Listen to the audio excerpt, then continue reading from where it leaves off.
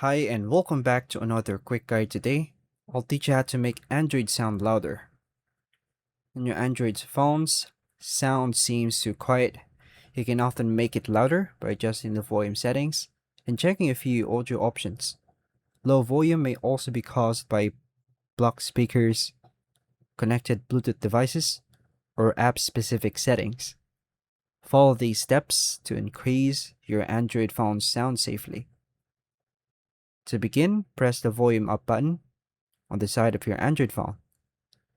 Tap the volume icon or expand the volume panel if more controls are available. Increase the media volume to the maximum comfortable level. Raise the call, the ring, and the alarm volumes if needed. Disconnect or unpair any Bluetooth headphones or speakers if you want the sound to play through your phone speakers. Check that Do Not Disturb or Silent Mode is turned off. Open the Settings app and tap Sound and Vibration or Sounds depending on your device. Review your sound settings and make sure the appropriate volume levels are turned up.